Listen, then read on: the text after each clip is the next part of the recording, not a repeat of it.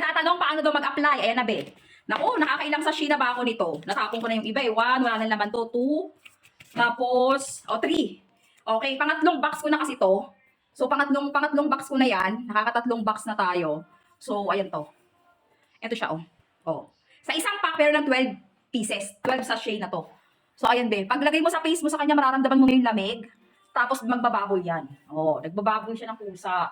Oh, yan. I-blend mo lang ng maayos. Oh, damihan mo banda sa ilong para at least, kasi doon lagi nakasiksik yung mga whiteheads, blackheads. Ako may patubong pimple ako dito, nakakapa ako. Dadamihan ko dyan. Kasi natutuyo niya. Yung mga pimples ko, binatutuyo niya. So kung gusto niyo talaga ng deep cleaning sa face nyo, kasi pag normal na sabon lang, hindi niya talaga kaya. Tapos nagtatanong pa yung iba natin mga bossing, hindi ko kasi ma-replyan lahat isa-isa. So gagawan ko na lang talaga ng video na malupit, panoorin nyo na lang to.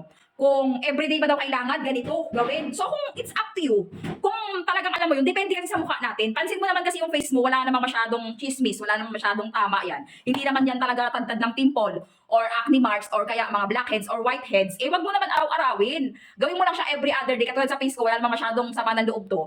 Konti lang din naman talaga. So every other day lang ako naglalagay kasi binababad naman siya ng 15 minutes, okay? So, depende sa face. Kung yung face mo talaga tantad na mga blackheads, whiteheads, okay? Gawin mo yun araw-araw.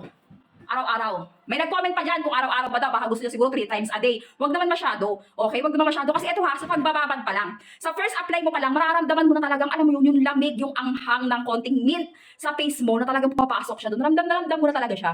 Ayan. O, diba? O, ganun lang. Tapos gamitan mo na ng mga skincare product mo dyan para ma-maintain mo yung iyong skin na healthy. So, ganun. So, ako, best time maglagay para sa akin ha. Para sa akin, umaga, pagkagising ko, tapos magsa-sunscreen ako pagkatapos nito. Ganun lang ako maglagay. Subong maghapon na yun, sa gabi wala na. Okay? Yun na lang. So magbabandaw na tayo. Oh, basta in one box, 12 sachet na yan. Sobrang dami na. Ano? Oh, sobrang dami na talaga. Oh, 12 na. So pangmatagalan din talaga.